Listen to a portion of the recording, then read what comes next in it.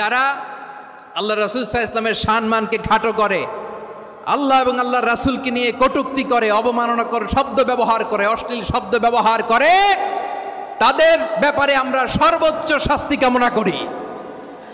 সর্বোচ্চ শাস্তি তাদের জন্য বাস্তবায়ন করতে হবে। বাংলাদেশে ব্লাসফেমি আইন করে চিল্লায় বলেন ঠিক কিনা? তা না হলে জনগণ যদি বিচার হাতে তুলে নেয়, এই বিশাল জনস্রোতকে থামানো সম্ভব না। আমরা শান্তি চাই কি চাই না? আওয়াজ করে বলেন। আল্লাহর নবীর বিরুদ্ধে, আল্লাহর রাসূল সাল্লাল্লাহু আলাইহি ওয়াসাল্লামের সম্মানকে খাটো করে কবিতার নামে, গদ্যের নামে অশ্লীল শব্দ চয়নকে আমরা মেনে নিব? অশ্লীলতাকে আমরা মেনে নিব? কারণ আল্লাহর নবী আমার ঈমান, আমার নবী আমার ঈমান। নবীকে ভালোবাসা ঈমানের অংশ শুধু এতটুকু নয়, আমার নবীর ভালোবাসাটাই হচ্ছে ঈমান। চিল্লায় বলো ঠিক কিনা? আমার নবীর জন্য আমরা বুকের তাজা রক্ত বিলিয়ে দিতে রাজি আছি না নাই? রাজি আছো মুসলমান? কারা কারা রাজি?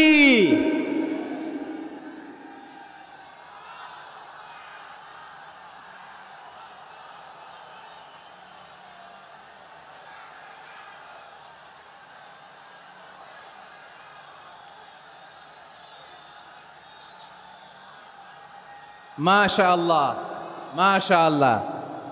বসুন, থামুন। ফিদাকা আবি ওয়া উম্মি ওয়া নাফসি ওয়া রূহি ইয়া রাসূলুল্লাহ। আমরা আমাদের প্রিয় নবীর জন্য জীবন বিলিয়ে দিতে রাজি। চিল্লায় বলেন ঠিক কিনা? এজন্য ইন্টারিম গভর্নমেন্টের কাছে আমরা বিনীত আবেদন জানাই, দেশের পরিস্থিতি আরো নাজুক হওয়ার আগেই যারা এই সমস্ত অবমাননার সাথে জড়িত তাদের বিরুদ্ধে কঠোর শাস্তির বিধান জারি করতে হবে। আজকের এই বিশাল তাফসীরুল কোরআনের প্রোগ্রাম থেকে এই দাবি জানিয়ে আমরা মহাবিশ্বের মহাবিশ্বয় মহাগ্রন্থ আল কোরআন আল কারিম থেকে আলোচনা শুরু করছি। আওয়াজ করে পড়ুন ইনশাআল্লাহ। সবাই পড়ুন ইনশাআল্লাহ। আমার প্রিয় ভাইয়েরা, আপনারা দেখেছেন এত বড় প্যান্ডেল সাধারণত হয় না বাংলাদেশে। আমি তো বিভিন্ন বিভাগে গিয়েছি, মাঠ অনেক বড় থাকে। এটাও বাংলাদেশে one of the biggest field. আলহামদুলিল্লাহ, আমাদের ভাইরা চেষ্টা করেছেন আলহামদুলিল্লাহ। এবং রাজশাহীবাসী চমক দেখানোর কারণ আছে, কারণ ওনারা সুযোগ পাইছে বেশি, সময় পাইছে বেশি। ঠিক কিনা বলেন? ওনারা প্ল্যান করেছে, সব বিভাগ যেটা না করছে আমরা চাপাই নবাবগঞ্জ থেকে ওইটা করে দেখাই দেব ইনশাআল্লাহ। মাশাআল্লাহ, মাশাআল্লাহ। আমরা প্রাণ ভরে দোয়া করি আমার ভাইদের জন্য যারা এই চমৎকার কোরআনের বাগানকে সাজিয়েছেন। প্রিয় ভাইয়েরা, আমরা মূল আলোচনাতে যাওয়ার আগে আমি একটু অনুরোধ করব, মাশাআল্লাহ, এখনো আপনাদেরকে বসুন, শান্ত হন, আল্লাহর ওয়াস্তে থামুন, কিছুই বলা লাগে নাই। লক্ষ লক্ষ কোরআন প্রেমী জনতা আজকে এক হয়েছে, কিন্তু কোনো আওয়াজ নাই, নীরব নিস্তব্ধ। মাশাআল্লাহ, ডান দিকে তো একেবারে পিন ড্রপ সাইলেন্ট, পিন পতন নীরবতা।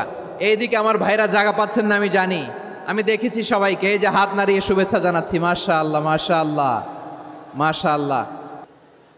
আল্লাহর মেহেরবানি, আমাদের এই প্রোগ্রামগুলোতে আমরা একটা ইনক্লুসিভ প্রোগ্রামের কথা বলি। আমি জানি যে চাঁপাইনবাবগঞ্জ জেলার সামাজিক নেতৃবৃন্দ, ধর্মীয় নেতৃবৃন্দ, রাজনৈতিক নেতৃবৃন্দ সব আজকে একত্রিত হয়েছেন আজকের এই মঞ্চে। আজকের এই মঞ্চে আছে হেফাজতের নেতৃবৃন্দ, আহলে হাদিস প্ল্যাটফর্মের নেতৃবৃন্দ, আলিয়া মাদ্রাসা, কৌমি মাদ্রাসার মোহতামিম সাহেবগণ, অত্র এলাকার আইম্মাতুল মাসাজেদ, ইমাম সাহেবগণ, মুয়াজ্জিন সাহেবগণ, খতিব সাহেবগণ, বিশ্ববিদ্যালয়ের শিক্ষক মণ্ডলীরাও এসেছেন। আমাদের শিক্ষক তুল্য।